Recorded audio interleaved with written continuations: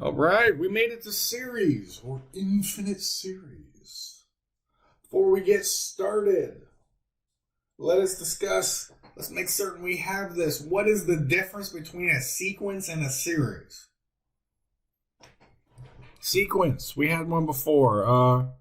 Let's say we had 1/2 to the end.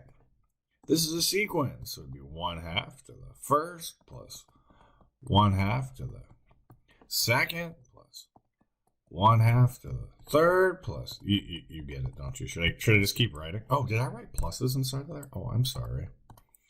Oh, geez. This is just a list of numbers, right? Oh, I'm sorry.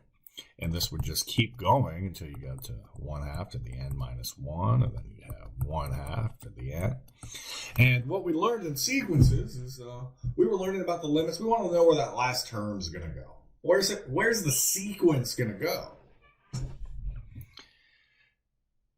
Now, if we were to be dealing with a series, we would remove all of these. And a series means add up the sequence. It means add up the sequence. That's a series. So we'll take our sequence and then we're going to add up all of its terms. That's the difference. We're going to deal with series more than sequences. But you can't do a series if you don't understand what the frickin' terms are that you're about to add up. So we must understand a sequence. That's going to be our game. We're going to add up all of the terms. This little symbol thingy means add that crap up. So, all right. Moving on. Let's jump into it. Let's talk about a very powerful.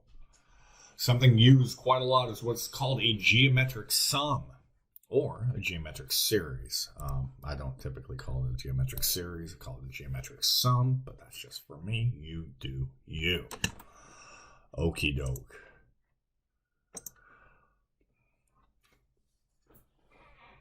Let's jump into it.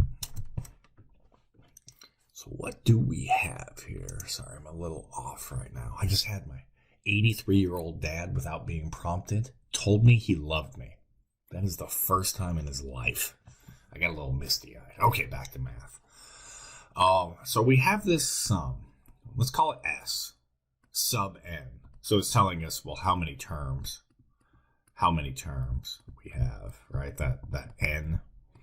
And S, we're going to call it the sum or the series or whatever the frick you want. And we actually call it a partial sum, but I'm not going to get into that yet. Your textbook wants to throw everything at you immediately. I'm like, I don't really want to.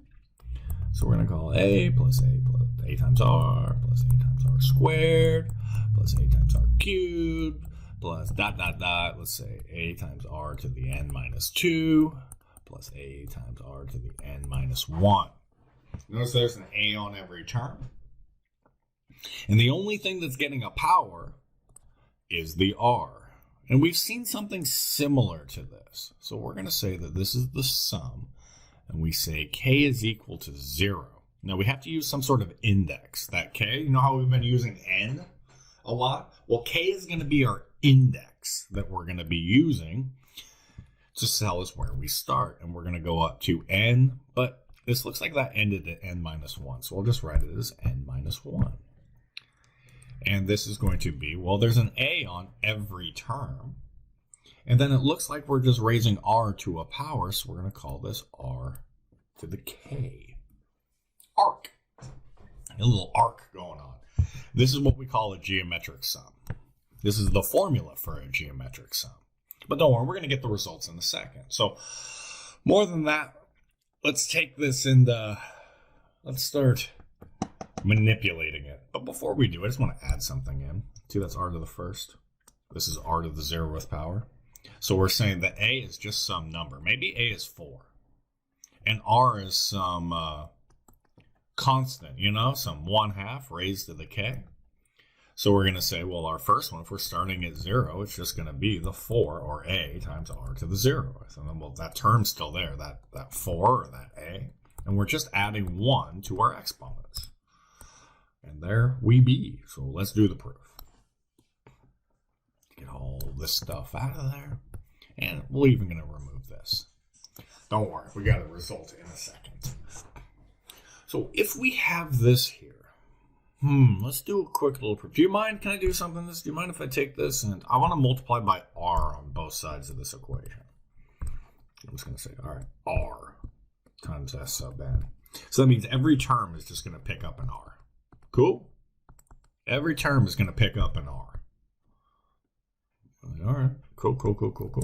So we're going to get a times r plus ar squared plus ar cubed plus ar to the fourth plus ... ar to the n minus 1 plus ar to the n. Neat. You're like, fascinating. You multiply by r. Super cool. But what I'd like to do, let's change this color up a little bit. What I'd like to do is, I'm going to figure out what's r. Oops. What's s sub n minus r times s sub n? What is this? And let's look up above. If we're doing a subtraction here, wouldn't those two cancel? And these cancel? And these cancel? And it would just keep doing that? Look at this. We would have lost this with the previous term. We would have lost this one with the previous term. So when we do this, it would actually just be our a value. And remember, we're subtracting. Minus our last term. A times r sub n. Let's do a little bit of algebra to this thing. I want to factor out the a from the right-hand side. And this leaves us with 1 minus r sub n.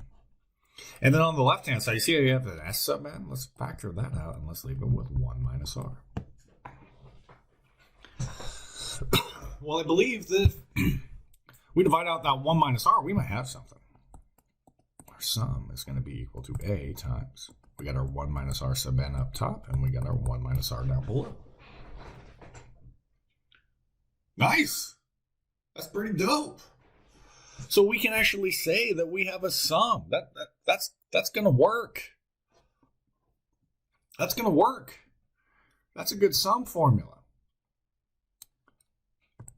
If n does not go to infinity.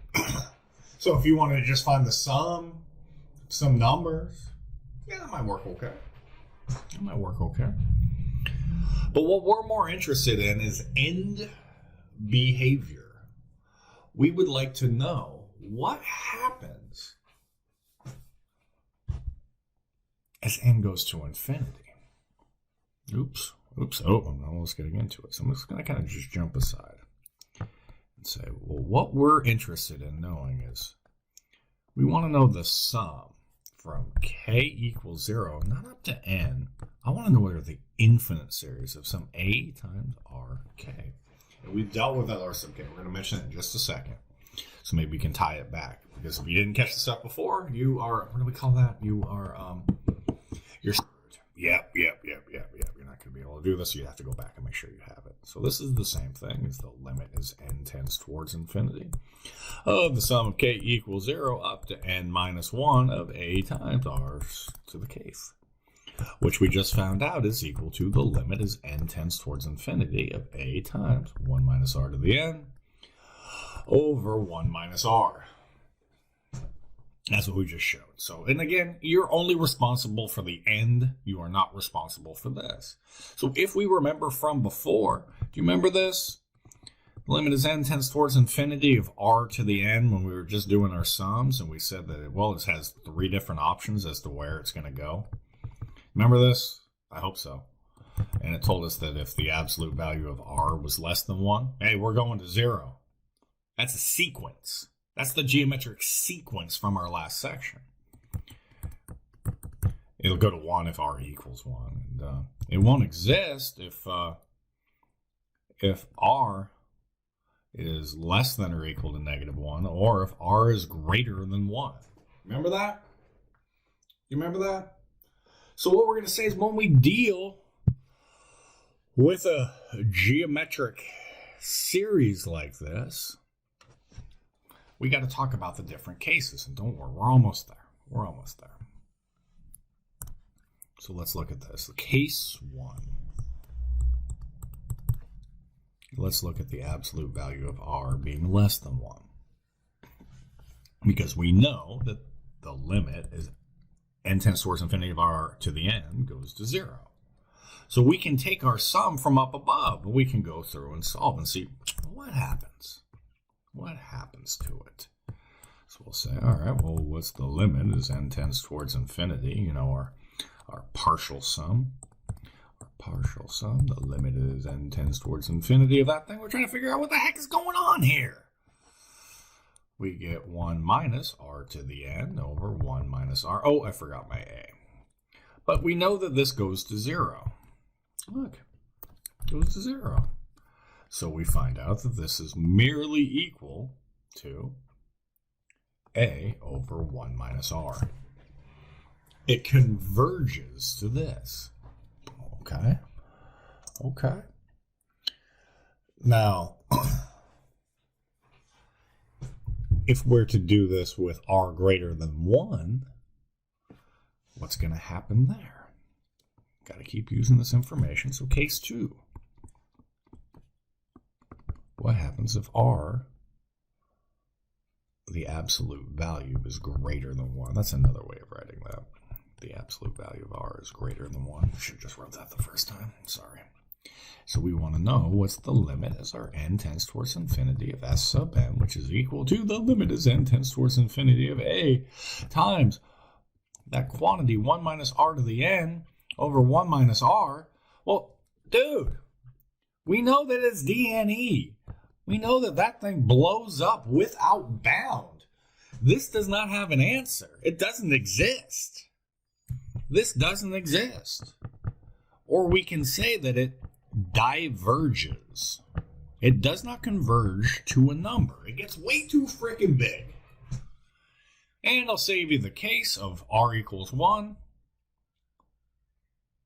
If r equals 1, this bad boy is just going to end up going to infinity, and it's also going to diverge. So let's just get to it, huh? Let's show it so then we can do some practice problems. Here's our theorem. Oh, geez, 12 and a half minutes? I'm so sorry. Let a not equal 0. So that constant that's hanging out front, make sure it's not 0, or else the answer's freaking 0. Why are we even looking at it? And let r be real numbers. But here is the game. That r, the thing that's inside of here being raised to a power, it's got to be between -1 and 1, not including the endpoint. So it's got to be some sort of fraction, like a half or -1/4. It's got to be a fraction less than 1 or greater than -1. And if that is true, we will converge to a number.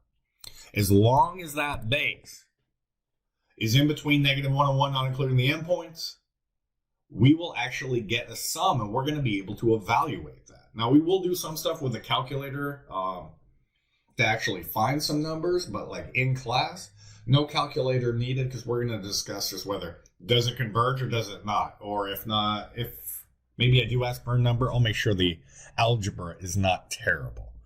Wow, 13 minutes. I am so sorry. So, all right, we'll do some practice problems in the next. We'll see what's up. Later.